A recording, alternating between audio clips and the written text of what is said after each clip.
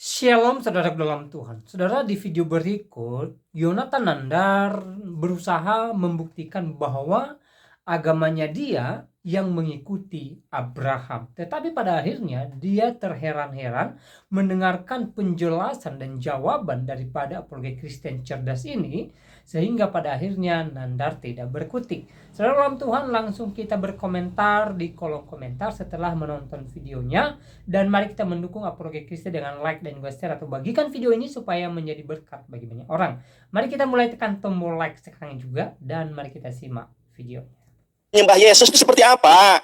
Abraham menyembah Yahweh, sujud ke tanah. Sekarang saya tanya, Kristen atau Muslim yang menyembah Allah itu dengan bersujud ke lantai? Jadaran, sudah dibilang debater senior lu. Aduh, gimana sih lu? Aduh, Joseph Layo. Wah, Nandar sengaja saya simpan. Sebelum kamu tahu ayat itu, gua sudah tahu duluan. Yesus mau disalib malah nyanyi. Kan ini bertolak belakang dengan akal dan logika. Itu bukan bernyanyi, Asrun. Itu memuji Allah. Ya Allah, alhamdulillahirabbil alamin, hamdan ya'min, hamdan ya'afini amma wa yukafi majidah. Masa orang mau disalib? Aye kadele, sukacita, haleluya, haleluya. Aduh, ditampar tentara Romawi kayak gitu, Joseph. Sekali lagi gua tanya, Abraham beribadah kepada Yahweh itu bersujud ke tanah. Sekarang bagaimana tata cara kalian beribadah kepada Yesus? Pernah nggak diajarkan Yesus kalau kalian menyembah Roh Kudus itu sambil joget? Pernahkah kalian diajarkan bagaimana menyembah Roh Kudus? Begitu. Gua kira berkualitas, tantang debat, bubuk juga kau. Debater dari Kuningan, Jawa Barat, jeder kon. Asrun, terima kasih. Bubuk, Joseph, kalah debat. Kalah PK, jeder kon. Aduh, Sep, mohon maaf ya, Sep ya. Aduh, Sep, aku tuh diam mengamati, Sep. Makasih, Joseph, jangan tersinggung. Sep, waktu habis, Sep. Lihat wajahku. Jangan nunduk. Ibadah kok nyanyi-nyanyi. Silakan, mohon maaf. Oke, coba tolong mulut congornya ditutup dulu ya. Oke, bilang katanya Yesus nggak nyanyi. Kamu itu ngerti nggak perjanjian baru pakai teks Yunani? Jangan kamu Ibrani udah gitu suaranya nggak enak. Pantas saja nggak pernah baca Quran. Kalau baca Quran pasti orang di situ pada ngeh. Bikin kucing saya jadi kabur, tau nggak? Oh iya, pantas kamu nggak pernah baca Quran ya. Pada kabur kayak penonton kamu nih, Nandar sebenarnya orang Islam apa orang Yahudi? Orang Yahudi juga dengar suaranya juga kagak enak gitu kan? Coba dengarkan dulu Nandar, tadi saya sudah jawab ya. Ketika Yesus mengajarkan penyembahan, terus kamu bantah dengan Abraham, kamu bilang katanya Abraham sujud menyembah, makanya orang Islam mengikuti Abraham katanya. Kamu baca dalam Kejadian 14. Abraham didatangi oleh Imam Agung Melkisedek. Kenal gak kamu Melkisedek yang dalam Ibrani 7? Melkisedek dikatakan tipologi dari Kristus. Melkisedek membawakan persembahan roti dan anggur kepada Allah, kepada Yod-Heh-Vaveh. Sekarang pertanyaan saya, sejak kapan Islam mengikuti Abraham? Pada saat Abraham menerima Melkisedek sebagai imam yang membawa roti dan anggur, mana pernah Islam? Katanya Abraham sujud menyembah. Abraham sujud nggak lihat mana ya Ka'bah. Saya mau sujud kepada Allah. Kamu bilang menyembah dalam Islam, jangan konyol. Kamu bilang kamu di better senior, kamu ngadepinnya mantan Islam kan. Dalam Islam sujud itu ada berbagai macam, ada sujud sahwi, ada sujud syukur, ada sujud tilawah dan seterusnya. Emang semuanya itu nyembah? Sholat, kamu bilang sholat. Kamu itu ngaco. Tadi saya tanya mengenai perbedaan sholat fikih dalam mazhab-mazhab, gak dijawab. Saya tanya kamu dalam perspektif Yahudi yang katanya adalah akar Abrahamik, yang dihormati Islam, yang katanya Islam selalu ngemis-ngemis ke mereka, katanya menyembah Tuhan yang sama. Yahudi mencoba untuk mendirikan bait suci Allah yang kedua di atas Masjid Al-Aqsa yang kamu tidak mampu bantah, ya kan? Apa tujuan mereka mendirikan bait suci, bait Allah yang kedua, teman-teman? Nggak dijawab, nggak dibantah sama Nandar. Ya, pusing saya. Pertanyaan-pertanyaan saya nggak dijawab dengan betul ya. Kemudian kalau misalkan kita berkenan pada Matius 26 ayat 30, dia katakan katanya itu bukan pujian, itu menyembah, memuji. Kamu paham nggak arti kata Hallel? Hallel itu rangkaian dari kata haleluya, pujian. Pujian itu apakah hanya sekedar berbicara saja? Pujian itu kamu baca dalam Mazmur. Dikatakan apa? Bernyanyi, bersuka cita. Pujian itu termasuk bernyanyi. Makanya tadi saya sudah bilang. Tadi kita di awal sudah sepakat, Nandar nggak bisa bantah lagi. Orang Kristen kalau bernyanyi itu bukan berarti menyembah, tetapi memuji. Menyembah itu ada 3 unsur utama yang Nandar ini berusaha lari. 3 unsur utama. Imam, altar, dan kurban. Keluaran 25 kamu nggak mampu bantah. Imamat 1 Imamat pasal 1 sampai dengan Imamat pasal 7 nggak kamu bantah. Ya kan? 1 Tawarikh bab 15 nggak kamu bantah. Semua ayat-ayat dalam perjanjian lama kamu buang. Kamu cuma pilih masalah Abraham sujud ke tanah. Abraham sujud ke tanah nggak lagi sholat 5 waktu. Saya tanya sama Islam, Abraham sujud wudhu dulu nggak? Ngeluarin setan dalam hidung ada nggak? Ada nggak? Kalau nggak ada air, Joseph kan bisa tayamum. Mana Abraham tayamum? Makin berat loh. Sejak kapan sholat bisa tanpa wudhu? Sedangkan sholat itu harus berwudhu. Suci dari hadas besar, hadas kecil. Sedangkan pada saat itu Abraham belum disunat. Kan dalam Islam suka ngeledekin orang tidak bersunat, ih di kulit kulupnya itu banyak najis, betul nggak? Banyak hadas besar. Jangan ngibul deh. Mimpi jauh. Nah, saya kembalikan ke topik kita, penyembahan yang sempurna. Orang Yahudi, orang Kristen, termasuk orang Katolik masih mempertahankan. Kami menyembah Allah dalam imam, altar, dan kurban. Yesus memerintahkan kami untuk merayakan perjamuan kudus. Kamu katakan katanya, orang Katolik tidak percaya, datanya mana? Jangan asumsi. Saya pakai ayat-ayat dari tadi, nggak pakai data. Diskusi sama Nandar ini berat, saudara. Sulit. Coba ketimpangannya ini berat sekali. Persentase Nandar buka data Al-Quran atau sumber-sumber Islam itu cuma 5%, sisanya dia pakai data Alkitab sama data orang Kristen. Jadi saya bingung mau bantah dia, masa bantah pakai data saya sendiri sedangkan Al-Quran nggak ada. Di mana data tadi Islam sebagai Abrahamik, di mana datanya? Yang kedua, ketika kamu menggunakan Abraham, apakah Abraham sholat itu wudu, mandi hadas besar, tersebut terbebas? Silakan, ya, dijawab. Cepetan. Oke. Joseph yang kukasihi, di mute Sep ya, suaramu bising. Kita berbicara bagaimana penyembahan yang benar. Lalu kau bertanya, Nandar, kok ada perbedaan antara Imam Syafi'i, Imam Maliki? Rasulullah itu sudah bersabda, solu kamar ra'aitumu usoli. Sholatlah kalian sebagaimana kalian melihat aku sholat. Contoh nih Joseph ya, setelah sholat itu, saya kan orang Muhammadiyah, dulu kuliah di Muhammadiyah, dan saya juga orang NU, saya kuliah di NU. Ketika saya tanya dosen saya, Pak dosen, ini kenapa kalau di NU kok setelah sholat kok berisik? Nah, ternyata mengambil hadis ketika Rasulullah mengajarkan sholat zikirnya keras, karena mereka nggak tahu sebagai pengajaran, maka Rasulullah mengajarkannya dengan keras. Setelah mereka tahu, mereka diam. Inilah yang diambil Muhammadiyah. Kalau Muhammadiyah itu diam, berarti begini. Begitu juga. Kenapa sholat itu ada yang Allahu Akbar, ada yang ada yang Allahu Akbar, ada yang tangannya di kini. Itu melihat sholat ketika Rasulullah, sholat ketika perang. Jadi harus ngerti kalau hadis itu ada asbabul wurud. Ini panjang lebar kemana-mana nanti larinya. Lu katanya mantan Islam, masalah fikih nggak paham. Tuh, malu-maluin aja. Masalah kunut dan tidak kunut juga itu nanti lebar lagi kemana-mana. Itu masalah hadisnya, perspektif. Tetapi mengenai jumlah rokaat nggak ada yang berbeda. Jangan nangis. Baik, sekarang saya tunjukkan kepada kamu. Ya, nih Joseph. Semua para nabi itu sholatnya bersujud ke arah bait Allah. Lihat ini. Ya. Di dalam Mazmur, ya Mazmur 138 ayat kedua. Aku hendak sujud, kabur. Aku hendak sujud ke arah baitmu yang kudus dan memuji namamu. Oleh karena kasih setiamu, oleh karena setiamu, jederkon. Ya, di dalam bahasa Ibraninya, jederkon. Ternyata ketika Daud sholat itu mengarah kepada bait Allah.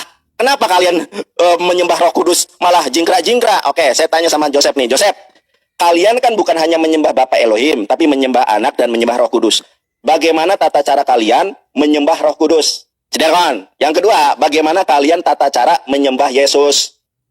Sudah saya katakan tadi di dalam Islam itu ada ibadah mahdoh, ada ibadah goiro mahdoh. Kalau ibadah mahdoh sudah ditentukan, sholat 2 rakaat subuh, 4 rakaat zuhur dan seterusnya. Tapi dalam Kristen saya tanya, kenapa ibadah Katolik dan Protestan berbeda? Justru kamu menonjolkan kekatolikanmu seolah Protestan salah. Saya ulangi, Joseph. Bagaimana tata cara ibadah kepada Yesus yang Yesus ajarkan? Menyembah Yesus itu seperti apa sih? Sedangkan kalau kita lihat di dalam perjanjian lama, ketika orang Yahudi menyembah Elohim itu dengan cara bersujud kepada arah bait Allah. Ini ayatnya, Sep. Ya, saya nggak asumsi loh ya, Sep ya. Nih saya bacakan di dalam bahasa Ibrani. Ya, jadi ada tuh. Hendak sujud ke arah baitmu, bukan hendak sujud ke arah Roh Kudus, nggak ada. Oh, ketawa dia, jeder kon, bubuk. Sudah dibilangin debat terlama, gimana sih lo? Lo nggak bisa kejebak gua. Saya ulangi pertanyaan saya. Di mana Yesus mengajarkan tata cara menyembah Roh Kudus? Nggak dijawab. Bagaimana kalian menyembah Yesus? Tata caranya seperti apa? Jeder kon, bobok, kalah debat, menang PK, bobok. Udah. Joseph nggak seru Joseph nggak ada perlawanan. Ya nggak seru kamu, mana ayat Al-Quranmu dari tadi Alkitab terus kok. Udah, Sep. Aku sudah jawab versi Islam gampang. Mana Al-Qurannya nggak ada Al-Qurannya. Aku pun bisa ayat Alkitab nggak aku tampilkan. Udah, sekarang giliranku. Iya. Joseph nih, belajar lagi, Sep. Kamu nantang debat tema ini sih. Kasihan aku. Mohon maaf ya, Sep ya. Pedih memang. Udah. Diam ya. Waktuku. Nandar, Mazmur 138 kau pakai. Aku sujud mengarah ke baitmu. Bait mana? Bait Allah di Mekah yang kotak hitam kubus itu. Ya, enggak. Bait yang Keluaran 25. Aduh si Nandar, nanti kalau kita buka Al-Qur'annya makin terseok-seok kau Nandar. Ku buat Allahmu jadi nggak berguna. Kenapa? Karena membuktikan Allahmu itu Allah bikinan, bukan Allah yang sejati. Kenapa? Sejak sedari mula betul Allah itu berada di kemahnya, bukan di bait Allah yang di Mekah, Baitullah. Baca ini kemah suci. Bait Allah ini di Keluaran 25 ini yang tadi saya bacakan. Ya, nggak ada bait Allah itu kotak hitam pas dibuka dalamnya isinya guci-guci perabot, ndang. Itu bait Allah bukan gudang, buset. Udah pada lihat kan teman-teman kan? Video waktu Raja Arab sama petinggi-petinggi negara pas ngebuka Ka'bah, gua kira mah dalamnya apa ya kan? Taunya dalamnya guci, apalagi kendi. Lah kata gua udah kayak gudang. Bingung gua.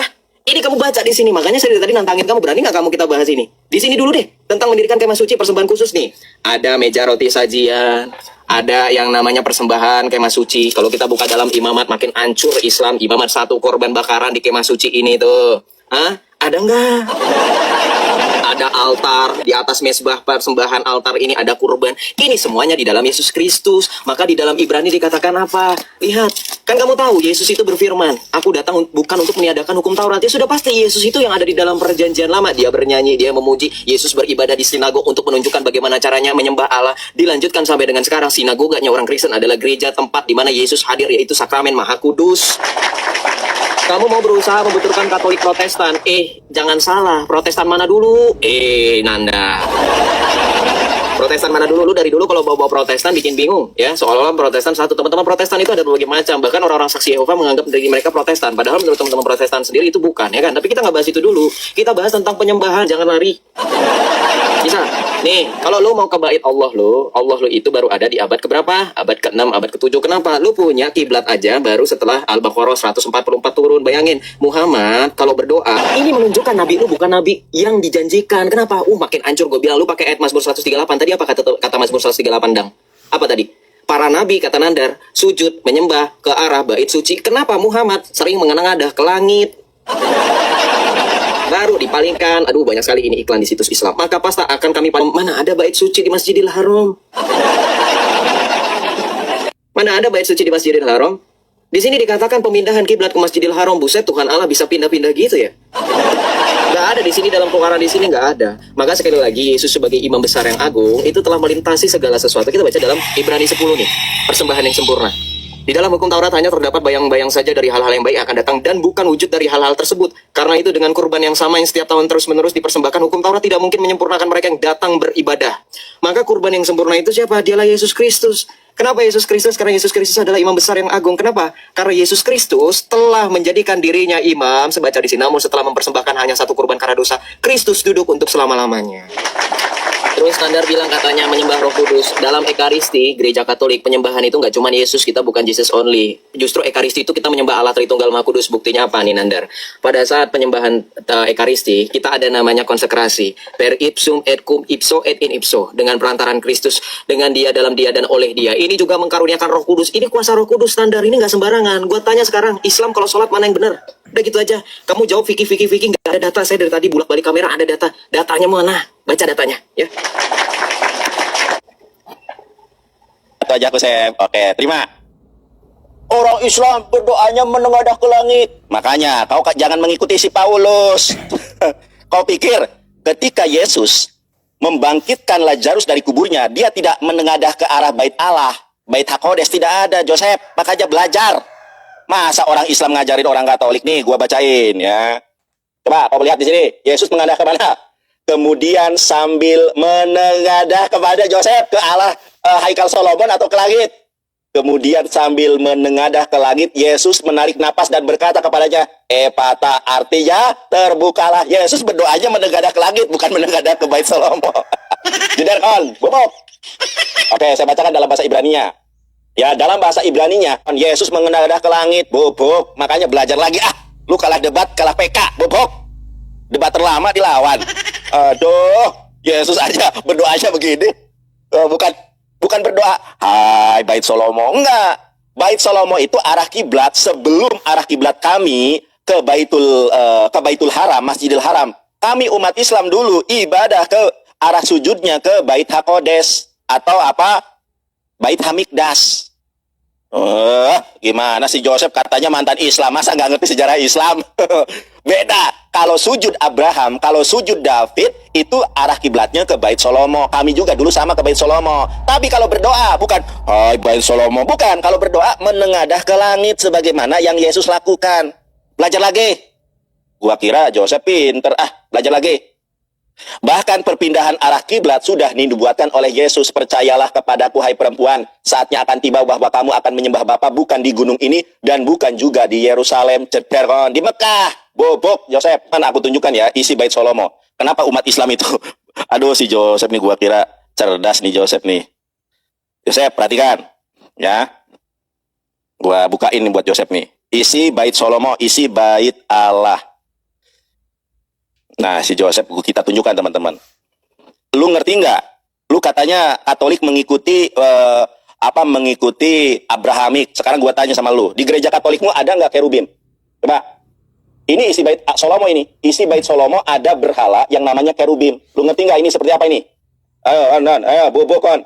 Di dalam Bait Allahnya Yahudi atau Tempel Salomo itu ada berhala yang namanya kerubim. Lu ngerti nggak kerubim itu apa? Kerubim itu adalah kendaraan Yahweh. Kenapa ketawa? Gak percaya dia. Oke, gua tunjukkan nih. Kerubim itu kendaraannya Yesus, kendaraannya Yahweh, ya. Kita buka kerubim. Sebentar. Nih, Joseph, perhatikan. Nih. Ya. 2 Samuel Mazmur 18 nomor 10. Ia mengendarai kerub lalu terbang dan melayang di atas sayap angin. Jeder, ini Tuhanmu ini. Masa dia mengendarai kerubim? Lihat di sini kerubim itu seperti apa? Ini kerubim Joseph, singa berkepala manusia. Sekarang saya tanya, di dalam bait sucimu, di dalam bait Allahmu yang sekarang di Katolik itu ada nggak patung kerubim? Sementara bait Allahnya Salomo itu ada patung singa berkepala manusia dan ada sayapnya yang menjadi kendaraan Yahweh. Bobok, debat terlama dilawan. Jeder kon, kalah debat, kalah PK. Buk, jeder kon. Makasih, hebat kata aja. Ye, tepuk tangan. Sep. Joseph. Sep, waktu kita kan 5 menit lagi. Sabar dulu. Waktu kita 5 menit lagi toh. Nah, ini gimana nih? Iya, ini kan berarti saya tanggapan, habis itu saya closing sekalian, habis itu baru kamu closing. Berarti gitu. sebelum kamu ya, Sep ya? Iya, kamu closing terakhir. Joseph, betul. Sebelum kamu closing, aku mohon maaf ya, mungkin ada kata-kata yang menyinggung ya. Dan kepada umat Katolik dan Protestan, saya mohon maaf kalau ke dalam kata-kata atau perdebatan saya mungkin ada kata-kata yang menyakitkan. Saya mohon maaf karena di dalam sebuah pepatah dikatakan apabila ada yang patah jangan disimpan di dalam peti. Itu nanti. Nanti ya, 10 menit ya, 10 menit ya. 10 menit udah langsung. Ya, silakan. Oke. Ya, nanti closing jangan nyebrang ya. Sudah menjadi. Saya jawab yang pertama dulu katanya. Mana patung kerub di gereja Katolik? Gak pernah ke Katolik, gak pernah lihat di tabernakelnya gereja Katolik suka ada patung malaikat, itu patung kerub dan serafim. Gak lihat waktu ke masjid, waktu ke gereja Hagia Sophia yang kalian rebut, di atasnya di plester itu lukisan kerubim dan serafim, yang ditutup di plester itu kerubim dan serafim. Kerubim itu malaikat, dikatakan kendaraan Allah itu karena malaikat memuja Allah. Tingkatan malaikat tuh banyak, ada thrones, ada archangel, ada kerubim, ada serafim. Aduh, gua mah bingung mau debat sama Paus, lo aja kagak ngerti kerubim apa. Nih gue tunjukin deh, capek gue. Ketika Tuhan Allah berfirman kepada Musa untuk membangun, ya, membuat tabut, ya, tabernakel, apa Tuhan Allah bilang? Haruslah ada 2 malaikat. Ini gereja Santa Clara yang ditakuti oleh Islam Bekasi sekarang berdiri. Ini dia malaikatnya yang ada di dalam tabut perjanjian. Ini ada di Bait Salomo. Islam punya nggak? Boro-boro gambar malaikat. Malaikat lu pengecut, takut sama gambar, takut sama anjing. Setahu saya kalau kita pelihara anjing yang takut sama anjing itu penjahat loh. Masa malaikat disamakan seperti penjahat? Bobok. Mau bahas Bait Salomo, tapi kalau kita bahas di Mekah kan tadi kan perbandingannya di Mekah cuma ada Gucci. Di Bait Salomo ada Gucci kagak? Bingung gue bisa-bisanya pede. Terus kamu bilang, kok bisa kendaraan Allah itu katanya malaikat singa? Lu lupa Allah lu itu. Kita baca dalam drop. Kita buka dalam arah singgasananya Allah. Nih Allah singgasananya dipanggul oleh 8 malaikat kambing. Jeder kan. Allah lu juga malaikatnya juga ngaco, kambing mau bahas itu, tapi kan nggak perlu. Tapi lu tadi nyentuh itu ya, udah gue bahas dong. Nah, oke, kemudian tadi pertanyaan Sinandar, apalagi mengenai bait Allah, bait suci. Kamu bilang dalam Yohanes 4 ayat 22, Yesus menubuatkan perpindahan yang ada dalam Al-Baqarah 104. Kamu nggak berani baca ya Yohanes 4 ayat 22-nya ya? Dipindahkan, bukan dipindahkan, tetapi justru menyembah Allah itu tidak lagi terbatas ruang dan waktu. Kenapa? Karena toh kalau kamu mau sombong, katanya Islam itu apa? Mengarah ke bait Hamikdas. Dang, Bait Hamikdas itu hancur itu tahun 568 sebelum Masehi. Lah, Islam ini ada di tahun 600 Masehi. Mereka sujud kemana? Bait Hamikdas ini Raja Salomo. Nanti pun kalau kamu bait suci kedua dihancurkan yang telah dinubuatkan Yesus di tahun 70 Masehi, lu diketahuin orang Yahudi lu, bener dah. Betul nggak? Coba tanya sama Bu Rita Wahyu, tanya sama teman-teman yang belajar Yahudi, betul nggak teman-teman? Bait suci yang kedua saja itu hancur di tahun 70 Masehi. 500 tahun, 600 tahun sebelum Islam datang. Kok bisa-bisanya Islam mengaku katanya sujud mengarah ke bait suci? Bingung, ndang. Ya, coba perhatikan ya sekali lagi. Kalau kamu mengutip Yohanes 4 ayat 22, Yesus ini mau menegaskan bahwa menyembah Allah itu tidak terbatas lagi. Makanya menyembah Allah itu yang maha hadir dalam sakramen maha kudus. Nandar tidak sama sekali membantah ketika dikatakan dalam Alkitab dalam Keluaran 25 bahwa seorang yang mau menyembah Tuhan Allah itu harus memiliki kemah suci, harus memiliki tempat, harus memiliki altar dan kurban dalam imamat. Dalam satu tawarikh menyembah Allah juga harus dengan nyanyian dan pujian, sedangkan Islam sama sekali tidak memenuhi. Saya sudah peringatkan Nandar sampai dengan detik-detik kita closing, tidak ada satupun ayat Al-Quran yang dibacakan. Kalaupun Nandar mau membantah omongan saya, tidak ada satupun data yang ditampilkan oleh Nandar. Nandar tidak punya data apa-apa. Ketika menjelaskan, hanya menjelaskan tapi tidak ditampilkan data. Saya effort bolak-balik data, Alkitab dan juga Google dan seterusnya. Jadi ketika Anda membahas tentang penyembahan yang sempurna, orang Kristen termasuk gereja Katolik itu menyembah Allah dalam kesempurnaan, yaitu menyembah dalam Yohanes 4:2. Yang dikatakan menyembah Allah dalam roh dan kebenaran, yaitu dengan ekaristi, perjamuan kudus. Yang kamu katakan tadi Yesus tidak bernyanyi, kamu tidak bantah lagi, bukan? Nah, sekarang sudah masuk closing, ya. Nanti 5 menit kita closing. Berarti saya simpulkan, Islam ini sama sekali tidak ada unsur menyembah yang sempurna. Hanya sujud saja. Kalau gitu saudara-saudari kita yang juga Hindu, Buddha, mereka juga Islam berarti, karena sujud mereka. Aduh. Nah, Closing, saya sekarang ya. kesimpulan. Ya, simpulan. Ya, terserah mau nyebrang juga nggak apa-apa. Enggak, mau nyebrang. Kesimpulan itu kita sepakati. Iya. Kesimpulan itu Ya, adalah ya, namanya kesimpulan, ya simpulan dari sudah, apa yang ya, kita sudah. diskusikan dan Ya, sudah, kita debatkan. Kalau nyebrang lagi nanti ditanggapi. Ya, silakan, Boleh curang. silakan. Fair, saya nggak Islam soal. Ya, silakan. Oke, baik ya.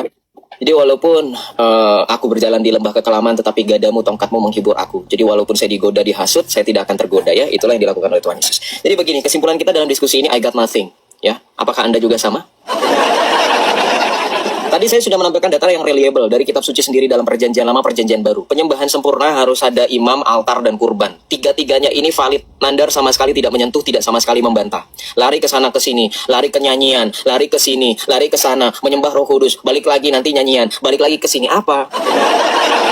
Dan dari tadi saya juga sudah menantang Nandar untuk membuktikan bagaimana dalam perspektif Islam, tapi juga tidak dapat saya temukan jawabannya. Tidak ada satupun catatan ayat-ayat Al-Quran ataupun hadis yang bisa saya bantah, karena memang tidak ada sama sekali yang dilontarkan oleh Nandar. Lebih sering Nandar menyanyikan Alkitab, ya, membacakan Alkitab. Atau mungkin saudara Nandar sudah mulai terpanggil ya, puji Tuhan. Jadi secara kesimpulan, orang Kristen yang sejati menyembah Allah dalam roh dan kebenaran yang maha hadir, yaitu Yesus Kristus. Tuhan Yesus bersabda, ketika Anda bingung, kenapa kita tidak lagi memiliki bait Allah? Ingat, Yesus bilang apa? Rombaklah bait Allah ini, pada hari ketiga aku akan membangunnya kembali. Orang-orang Yahudi, imam-imam Yahudi, orang-orang Farisi bingung.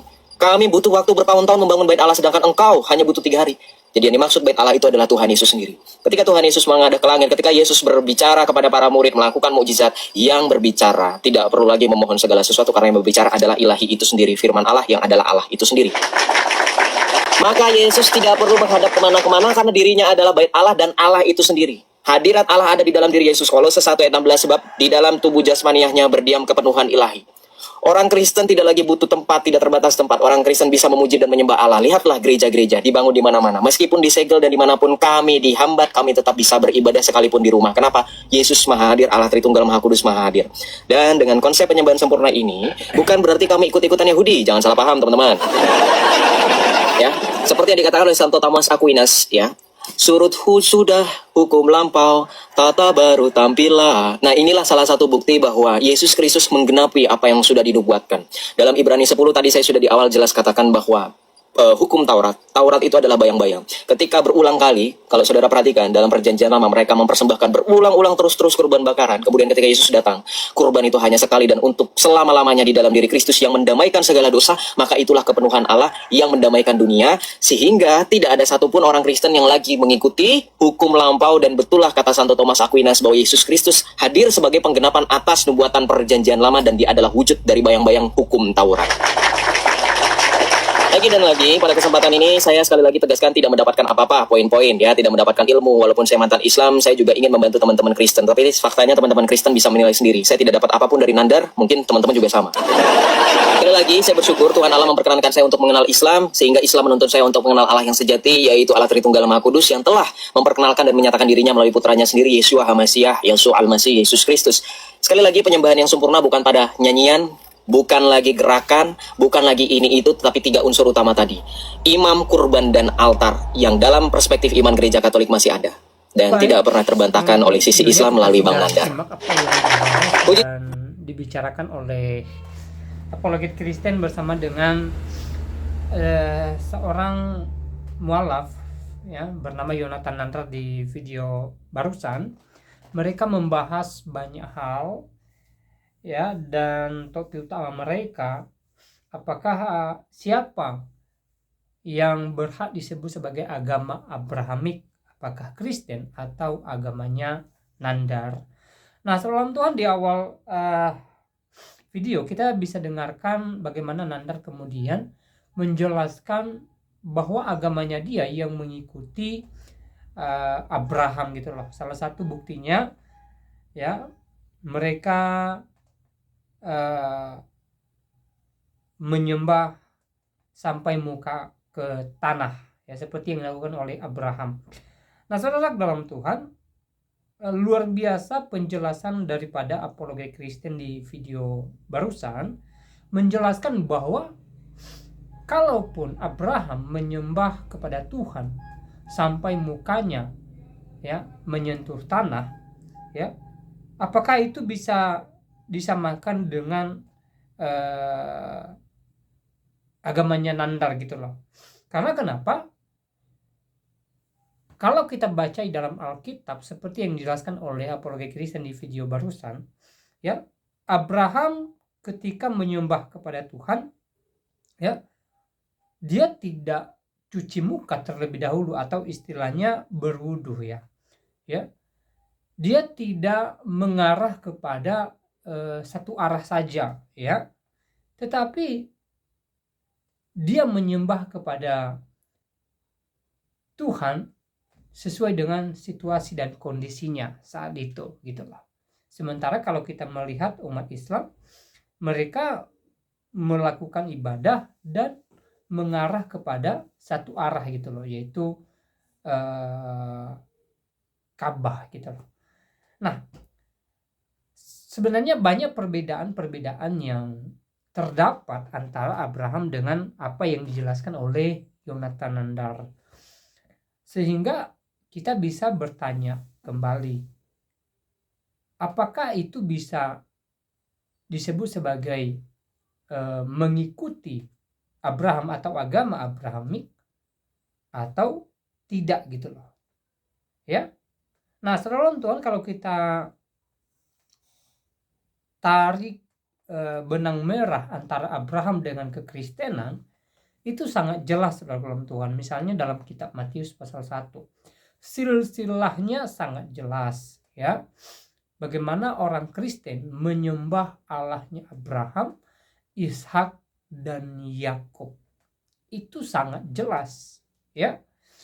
Sekali lagi, orang Kristen menyembah Allahnya Abraham, Allahnya Ishak, Allahnya Yakub, Allahnya Daud ya, menyembah Allah yang sama. Kenapa saya katakan demikian? Salah satu alasannya, kita bisa kita bisa lihat dari garis keturunan Abraham hingga ke Yesus Kristus ya, itu sangat jelas ya bahwa secara kemanusiaan Yesus ini adalah keturunan daripada Abraham, Ishak, dan Yakub, bahkan sering disebut dengan keturunan Daud. Dan silsilahnya itu sangat jelas, misalnya dalam kitab Matius pasal 1 ya. Sementara Kristen ya percaya bahwa Yesus yang telah datang ke dunia ini menjadi manusia adalah Allah yang sejati. Dia adalah pribadi kedua dari Allah Tritunggal yang datang menyelamatkan umat percaya kepadanya. Sehingga Kristen menyembah Allah yang sama. Ya, ketika dalam kemanusiaannya Yesus menyembah kepada Bapa, misalnya berdoa kepada Bapa, maka Kristen menyembah atau berdoa kepada Bapa yang sama yang disembah oleh Yesus, atau yang kepadanya Yesus berdoa ketika dia datang ke dunia ini. Walaupun sebenarnya Yesus sedang memberikan contoh teladan bagi umat Kristen supaya menyembah Allahnya Abraham, Ishak dan Yakub. Ya.